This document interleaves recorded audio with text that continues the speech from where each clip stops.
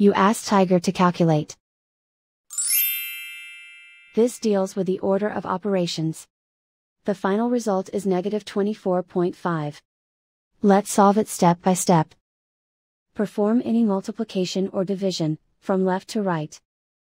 Negative 12 times 2.111 equals negative 25.332. 7.5 times 2.111 equals 15.832. Calculate any addition or subtraction, from left to right. Negative 25.332 minus 4 equals negative 29.332. Negative 29.332 plus 15.832 equals negative 13.5.